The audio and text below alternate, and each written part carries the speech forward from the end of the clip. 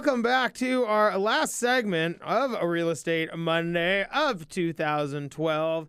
And what better than to recap the year and look going forward than with Aaron Janus, realtor with the Janus Group, who's been providing award-winning service in the Seattle area and across the east side for nearly a decade, and is a member of the RE/MAX Hall of Fame. Aaron, how are you? I'm doing well. Thank you so much for having me. Yeah, my pleasure. Here we are. End of the year. Things are starting to wrap up. And, we talked with Tyler for a few minutes about, what he sees during the course of the holidays and New Year's and whatnot. I want to get your opinion, too, because, as we said, it's our last Real Estate Monday show. So this will be the last nuggets of information our listeners get about holiday real estate. Well, good. Well, I'm honored to be the last one, right? Well, I agree. Tyler was saying that things are still pretty busy right now, and I'm seeing that too. This quarter is actually going to probably be one of my busiest of the year, and not just with sales that are closing during this month, but putting things under contract for January. So it's a good thing to see. So when you start looking at being busy, I mean, you're talking about people who made offers a month ago, people who are making offers now. Yeah. So you haven't seen much of a slowdown at all, I mean, in general activity. Right, exactly. And I think part of it's a function of the inventory or lack of inventory. A lot of people that maybe in a normal market would maybe take some time off during the holidays from their search. Haven't been able to find anything for the last 9 months. So they've continued to look and stick with it. And I think that's part of what's contributing to the increased activity. Well, you talk about people looking for 9 months. How do you see things having changed from the beginning of 2012, from essentially, 11 and a half, 12 months ago to now? I know that we all of a sudden, I think we thought it was like February 15th. And we had a show, and all of a sudden, we're talking to people, and top agents around, and it was like a switch just flipped. Right. It was like February 15th. Yeah. It was very strange. Mm-hmm.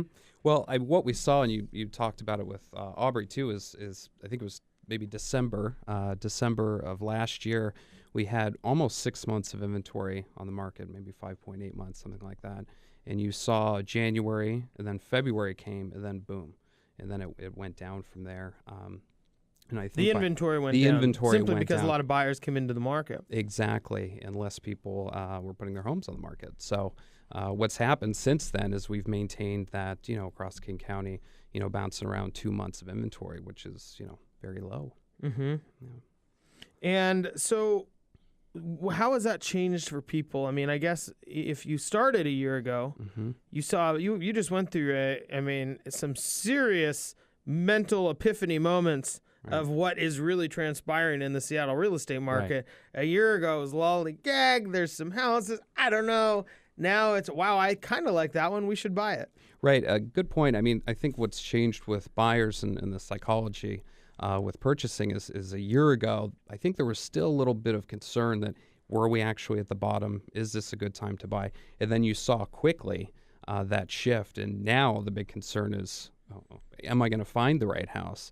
Or how many offers are going to be on that house that pops on the market? Because we're seeing a lot of multiple offer situations now. So there's definitely a distinct difference in the buyer psychology between now and a year ago. When you say psychology, is that code for frustration? Yeah, that could be code for frustration. But no, just how people are perceiving the market. So it's actually good, because if people are willing to engage in multiple offers, they obviously have a positive outlook on what's going to happen with the real estate market and their position within the economy, jobs, et cetera. Yeah, in a couple of minutes, I do want to get your predictions for 2013. But when people in this time right now, what typically happens with inventory versus maybe not?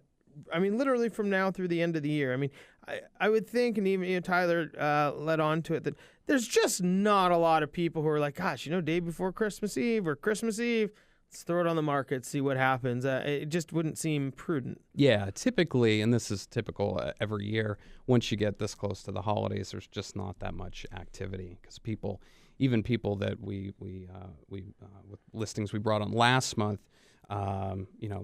they saw the opportunities in the market, went ahead and did that last month. But once you get to this point in December, it's highly unlikely that we're going to see a big bump in inventory. I mean, I guess if I was selling a house, I'd think, well, I'm going to wait till like January 5th or, Right. let's just get, as I said before, get through the holidays Right. and then try to sell it before the flakes come out. Right. That happens in January. Is that right? The flakes? According to Tyler, the flakes come out in the summer. Okay. Yeah, we're going to ask him more about that. I wonder if in a that little bit. shifts from South King County to North King County. If the I don't flake know. count is different. I don't know. That's probably a question for Aubrey. Aubrey Okay. knows all sorts of where flakes are and what time when they come out, and maybe it's a Belltown question, Yeah. Queen Anne question. Who knows? We're here with Aaron Janus with the Janus Group of Remax Integrity Real Estate. Aaron, when you start looking forward to 2013, if it's like 2012, 2012. You had a huge drop in inventory, as you said, in February. Big drop. Mm-hmm. If the same amount of buyers come out in 2013, we're kind of in a problem, aren't we? Right. It's there's so many variables, as you know, that will predict whether we're going to have a shift in inventory or not. I think just in general, I think as we get through some of the uncertainties with the economy, people feel a little more positive. Hopefully there'll be more sellers. Kind of like what we thought was going to happen last spring.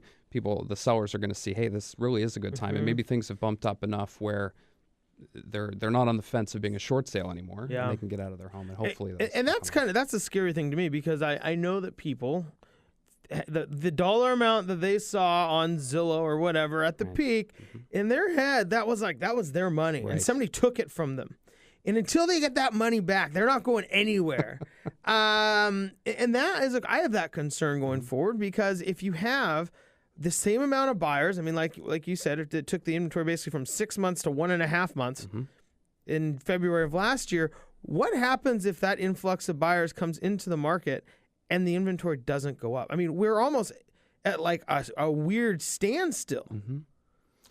Well, if it continues that, and we're working with a lot of first-time buyers right now too, because as you're seeing rents go up, it just is making, with interest rates so low, it's just making sense for people to buy. So I don't see the amount of buyers dissipating. It's possible that we could just stay in the same sort of cycle of multiple offers and low inventory, and for some time. Sounds awesome for the buyers. I mean, there's Very no exciting. Frustration there. None at all. Hey, Aaron, we do have to go to break, but I want to bring Tyler Freed back on and continue this conversation on what may or may not happen in 2013 in real estate, especially, if buyers are coming back or not coming back, and where we may end up in just a couple months. My name is Ben Brashen. That is Aaron Janus. You're listening to Brashenomics.